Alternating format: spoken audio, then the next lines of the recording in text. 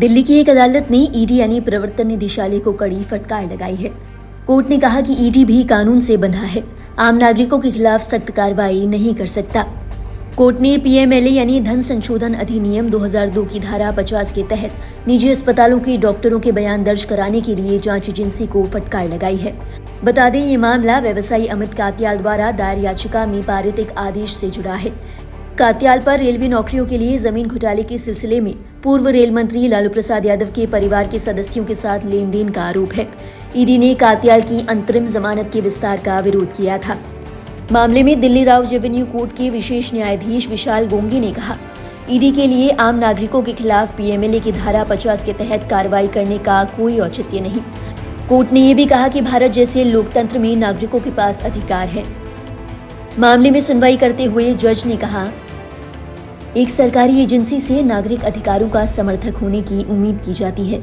अगर ऐसा नहीं होता तो अदालत निश्चित रूप से ईडी के पूरी तरह से मनमाने कृत्य को उजागर करने में पीछे नहीं रहेगी। कोर्ट ने चेतावनी देते हुए कहा, मजबूत नेता, कानून और एजेंसियां आमतौर पर उन्हीं नागरिकों को परेशान करती है जिनकी वे रक्षा करने की कसम खाते हैं। नागरिकों के अधिकार ईडी को मिली कानूनी ताकतों से पूरी तरह से ऊपर हैं। बताते चले, कोर्ट ने 30 अप्रैल को व्यवसायी अमित कात्याल द्वारा दायर याचिका में एक आदेश पारित किया था। इस याचिका में अंतरिम जमानत की अवधि बढ़ाने की मांग की गई थी। कात्याल पर आरोप है कि रेलवे नौकरियों के लिए जमीन घोटाले के सिलसिले में पूर्व रेल मंत्री लालू प्रसाद यादव के परिवार के सदस्यों के साथ उन्होंने लेन देन की है। बीते 9 अप्रैल को गुरुग्राम के मेदांता अस्पताल में उनकी बैरिएट्रिक प्रक्रिया के लिए सर्जरी हुई है। कात्याल के वकीलों ने ईडी द्वारा अपोलो और मेदांता अस्पताल के डॉक्टरों के बयान दर्ज करने पर कड़ी आपत्ति जताई है। ये डॉक्टर 5 फरवरी 2024 को अंतरिम जमानत मिलने के बाद कात्याल का इलाज कर रहे थे।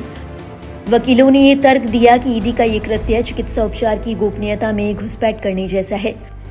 हालांकि इस सुनवाई में कोर्ट ने कात्याल की अंतरिम जमानत बढ़ाने से भी इनकार कर दिया, लेकिन कोर्ट ने सुनवाई करते हुए कात्याल के वकीलों द्वारा दी गई दलीलों के मद्देनजर ईडी पर सख्ती दिखाई।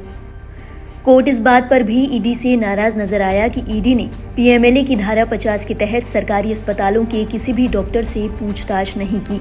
ईडी ने सीधे प्राइवेट डॉक्टर्स का रुख किया।